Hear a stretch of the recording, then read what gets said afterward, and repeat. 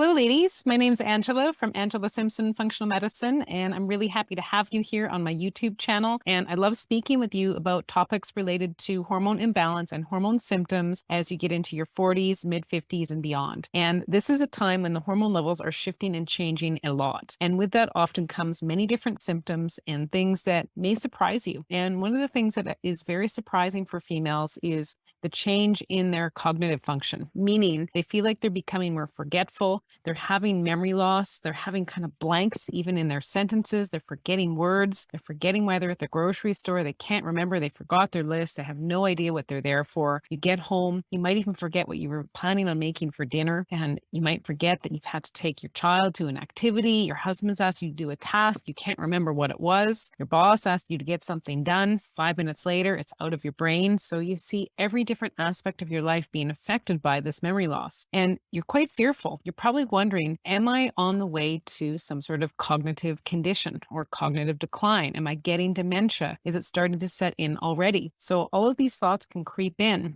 as we start to get these symptoms. And memory loss is quite common for females, especially as they're on the cusp of that transition into menopause. You're either right before or right after, but it can actually happen even 10 years before or even 10 years after this transition. And especially when it's before, you can also be thinking, what else could be going on here? I should not be getting dementia at my age. Is it possible? Often what's happening is the hormone levels are changing. Estrogen and progesterone levels, the female sex hormones, are on the decline. And estrogen in particular is something that can actually really affect our cognitive focus, our ability to remember tasks, remember words. And so as estrogen levels lower more significantly as we get closer to and transition into menopause, this is often when these symptoms really start to crop up. So we need to be thinking, do I just take estrogen replacement therapy and the cognitive symptoms will go away and I'm fine? Now, this sometimes can help women, and there is many women that do resort to this option because they want to feel focused, clear, able to carry out tasks of everyday life and function properly. But for some women, this doesn't help. It doesn't actually create any more clarity for them. They're still forgetting things. And often there is some side effects with bringing estrogen in as well. So many women do report they didn't get an improvement in their memory symptoms. And they're also noticing that they're feeling like they're having some weight gain, they're feeling more bloated, like they're retaining fluid, and they just don't feel like their best selves, even when they're taking something that's supposed to be helping them. So we want to be thinking about what else could you do and what really is at the root of this. Is it all related to hormone changes, or is there something more going on? And most often there is. Even though estrogen can help us with our cognitive function, our focus, our attention, there's other things that help with this as well. And there's some key nutrients that really need to be nourished by the body and transferred to the brain for us to have good memory and for us to maintain it through the long term, regardless if we're pre or postmenopausal. And how do we get these nutrients shuttling to the brain? We need to have optimal gut health. And very often, this is revealed in this time period of life as the hormones are shifting and changing. We start to notice that there is actually some signs of gut health not being optimal. And so what I mean by this is very often women will notice that they have more bloating, especially as they get closer to their period. Many women report symptoms of heartburn happening more often than not after meals, or sometimes not even related to their meals. Many women tell me that their bowels aren't moving properly. They're either really constipated or they have loose bowel movements, food in the stools, things just aren't going the way that they should be. So there's often symptoms of the gut